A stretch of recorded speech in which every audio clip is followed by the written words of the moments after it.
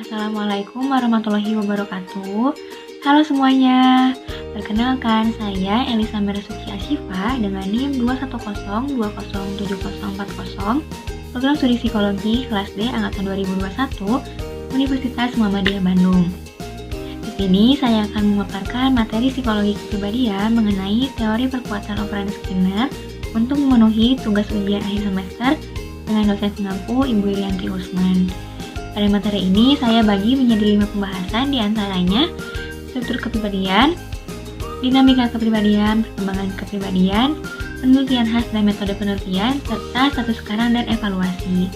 Baik, mari kita bahas satu persatu ya teman-teman, silakan disimak.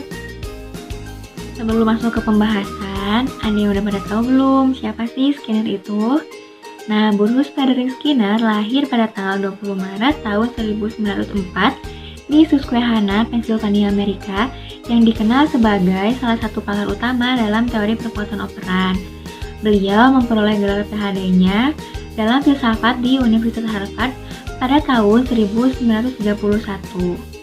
Skinner mempublikasikan banyak buku dan artikel tentang teori perkuatan operan, dan beliau juga memiliki pengaruh besar dalam bidang psikologi, pendidikan, dan aplikasi teknis seperti teknik terapi perilaku dan kontrol lingkungan. Beliau juga dikenal dengan penemuannya tentang kotak Skinner, yaitu sebuah alat yang digunakan untuk mengamati dan mengontrol perilaku hewan. Beliau meninggal pada tanggal 18 Agustus tahun 1990 karena penyakit leukemia. Dalam struktur kepribadian Skinner, terdapat dua klasifikasi tingkah laku, yaitu tingkah laku responden dan tingkah laku operan. Pembedaan ini menyangkut perbedaan antara respon-respon yang dibangkitkan dan respon-respon yang dilakukan. Pusat perhatian Skinner terletak pada operan yang dilakukan tanpa adanya stimulus penyebab, di mana tingkah laku yang diikuti oleh konsekuensi positif akan lebih sering terjadi, dan tingkah laku yang diikuti oleh konsekuensi negatif akan lebih jarang terjadi. Contohnya, jika seseorang memasak untuk memenuhi kebutuhan makan, maka tingkah laku memasak merupakan tingkah laku operan. Dan jika setelah memasak orang tersebut merasa kenyang dan puas, maka tingkah laku memasak akan diperkuat dan kemungkinan besar akan terjadi lagi pada kesempatan berikutnya. Sedangkan tingkah laku responden adalah tingkah laku yang dipicu oleh rangsangan dalam lingkungan, di mana tingkah laku yang diikuti oleh konsekuensi positif akan menjadi lebih sering terjadi, dan tingkah laku yang diikuti oleh konsekuensi negatif akan menjadi lebih jarang terjadi. Contohnya, jika seseorang menekan tombol setelah melihat lampu merah, tingkah laku menekan tombol merupakan tingkah laku responden terhadap rangsangan lampu merah. Dan jika setelah menekan tombol lampu berubah menjadi hijau dan orang tersebut bisa melaju, maka tingkah laku menekan tombol akan diperkuat dan kemungkinan besar akan terjadi lagi pada kesempatan berikutnya. Selanjutnya, pada dinamika kepribadian Skinner terdapat penguatan positif dan negatif serta hukuman positif dan negatif. Penguatan positif adalah suatu keadaan di mana tingkah laku yang dilakukan oleh seseorang diberikan suatu konsekuensi yang menyenangkan atau memuaskan, sehingga dapat meningkatkan kemungkinan tingkah laku tersebut terjadi kembali di masa depan. Contohnya, jika seorang anak diberikan gula ketika dia berbicara dengan orang lain dengan baik, maka tingkah laku berbicara dengan orang lain dengan baik akan menjadi lebih sering terjadi. Penguatan negatif adalah suatu keadaan di mana tingkah laku yang dilakukan oleh seseorang diberikan konsekuensi yang tidak memuaskan atau tidak menyenangkan, sehingga mengurangi kemungkinan tingkah laku tersebut terjadi lagi di masa depan. Contohnya, jika seorang anak ditegur ketika dia berteriak, maka tingkah laku berteriak akan menjadi lebih jarang terjadi. Kedua jenis penguatan ini memainkan peran penting dalam mempengaruhi tingkah laku individu yang dapat digunakan secara efektif untuk memodifikasi tingkah laku yang tidak diinginkan. Lalu, hukuman positif adalah suatu keadaan di mana tingkah laku yang tidak diinginkan diberikan konsekuensi yang tidak memuaskan dan tidak menyenangkan, sehingga kemungkinan tingkah laku tersebut terjadi kembali di masa depan. Contohnya, jika seorang anak ditegur ketika dia berteriak, maka tingkah laku berteriak akan menjadi lebih jarang terjadi. Hukuman negatif adalah suatu keadaan di mana tingkah laku yang diinginkan diberikan suatu konsekuensi yang tidak memuaskan atau tidak menyenangkan, sehingga mengurangi kemungkinan tingkah laku tersebut terjadi kembali di masa depan. Contohnya, ketika seorang anak tidak diberikan gula ketika dia berbicara dengan orang lain dengan buruk, maka tingkah laku berbicara dengan orang lain dengan buruk akan menjadi lebih jarang terjadi. Harus diperhatikan bahwa hukuman positif dan hukuman negatif dapat memiliki efek samping dan harus digunakan dengan bijak dan hati-hati. Konsep kepribadian belajar dalam teori perkuatan operan Skinner menekankan bahwa tingkah laku individu dipengaruhi oleh lingkungan dan bukan oleh faktor internal seperti keinginan atau dorongan. Dalam teori ini, kepribadian tidak dianggap sebagai suatu entitas tetap, tetapi sebagai suatu respon yang berubah-ubah terhadap lingkungan. Konsep ini berbeda dengan teori kepribadian lain yang menekankan pada faktor internal seperti kepribadian, karakter, dan bakat yang mempengaruhi tingkah laku individu. Dalam teori perkuatan operan Skinner, individu dapat belajar tingkah laku yang baru melalui proses conditioning dan mereka dapat memodifikasi tingkah laku mereka berdasarkan pengalaman dan lingkungan. Secara umum, kepribadian belajar dalam teori perkuatan operan Skinner menekankan pada pentingnya lingkungan dalam mempengaruhi tingkah laku individu dan menunjukkan bagaimana individu bisa memodifikasi dan mempelajari tingkah laku mereka melalui proses belajar dan pengalaman. Skinner mengembangkan konsep jadwal penguatan yang membahas bagaimana frekuensi dan jumlah penguatan yang dapat mempengaruhi tingkah laku individu. Ada 5 jenis jadwal, yaitu penguat berkesinambungan, interval tetap, variabel tidak tetap, rasio tetap, dan rasio variabel. Jadwal penguatan dapat digunakan untuk memahami bagaimana frekuensi dan jumlah penguatan dapat mempengaruhi tingkah laku individu dan bagaimana individu dapat memperoleh dan mempertahankan tingkah laku baru.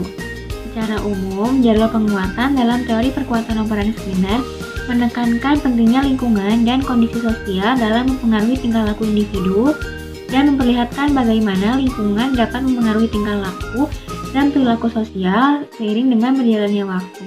Pembahasan selanjutnya yaitu penelitian khas dari teori perkuatan operan Skinner yang melibatkan pengkondisian dan penguatan tingkah laku individu. Penelitian-penelitian ini biasanya melibatkan tingkah laku individu sebelum dan setelah diterapkan suatu penguatan tertentu atau konsekuensi. Metode utama yang digunakan oleh Skinner dalam teorinya adalah analisis tingkah laku operan yang melibatkan pemantauan tingkah laku dan melacak efek dari penguatan yang berbeda pada tingkah laku tersebut. Dalam penelitian-penelitian ini, Skinner memfokuskan pada interaksi antara tingkah laku dan lingkungan dan bagaimana tingkah laku dapat mempengaruhi oleh konsekuensi-konsekuensi yang berbeda. Skinner juga memperkenalkan konsep chamber operan, yaitu sebuah alat yang digunakan untuk mempelajari tingkah laku individu dan bagaimana tingkah laku dapat dipengaruhi oleh penguatan. Dalam chamber operan, individu ditempatkan dalam sebuah kotak yang dilengkapi dengan berbagai peralatan dan instrumen untuk memantau dan memanipulasi tingkah lakunya. Metode penelitian ini sangat penting dalam menguji hipotesis dan teori perkuatan operan Skinner dalam menunjukkan bagaimana lingkungan dan konsekuensi dapat mempengaruhi tingkah laku individu. Teori perkuatan operan Skinner masih populer dan banyak digunakan hingga saat ini. Tapi teori ini juga mengalami evaluasi dan kritik. Evaluasi positif dari teori Skinner ini menekankan bahwa teori ini memberikan pandangan sistematis dan rasional tentang bagaimana tingkah laku individu dapat dipengaruhi oleh lingkungan dan penguatan. Teori ini juga membantu dalam memahami dan mengatasi masalah-masalah tingkah laku yang muncul dalam kehidupan sehari-hari.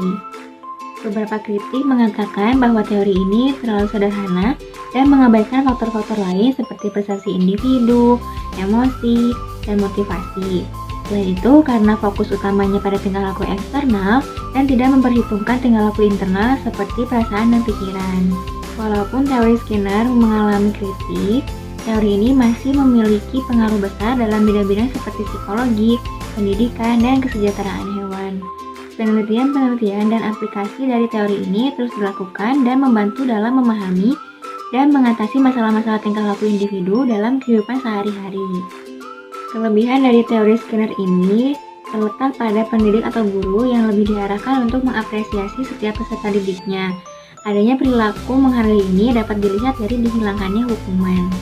Dalam teori ini, hukuman memang ada, tapi hukuman yang ringan, contohnya diingatkan apabila melakukan kesalahan. Selain itu, adanya pembentukan lingkungan yang baik dan nyaman sehingga meminimalisir terjadinya kesalahan. Makanya kenapa ada hukuman yang ringan, ya karena untuk meminimalisir terjadinya kesalahan. Selain kelebihannya, ada juga kekurangannya, yaitu terlalu sederhana dan mengabaikan faktor-faktor lain seperti persepsi individu, motivasi, dan emosi, serta fokus utamanya pada tingkah laku eksternal dan tidak memperhitungkan tingkah laku internal seperti perasaan dan pikiran. Lalu kurang memperhitungkan peran individu dalam memahami dan memodifikasi lingkungan, dan konsep-konsep seperti penguatan negatif dan hukuman belum dijelaskan secara rinci. Baik teman-teman, karena pembahasannya telah selesai, dapat disimpulkan bahwa teori perkuatan operan Skinner adalah teori tingkah laku yang berfokus pada bagaimana penguatan positif dan negatif dapat mempengaruhi tingkah laku manusia dan hewan. Skinner juga memperkenalkan konsep tingkah laku responden dan tingkah laku operan, dan menunjukkan bagaimana jiwa penguatan dapat mempengaruhi perkembangan kepribadian. Teori ini banyak digunakan dalam berbagai bidang seperti psikologi, pendidikan, dan kesejahteraan hewan. Meskipun banyak memiliki kelebihan, teori ini juga memiliki kekurangan seperti fokus yang terlalu sederhana pada tingkah laku eksternal dan kurang memperhitungkan peran individu dalam memahami dan memodifikasi lingkungan.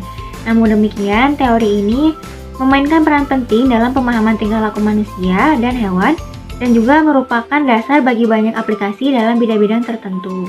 Mungkin cukup sekian yang bisa saya sampaikan. Semoga pemaparan dari saya dapat dipahami, dan mudah-mudahan teman-teman sekalian mendapatkan manfaat dari apa yang telah saya sampaikan.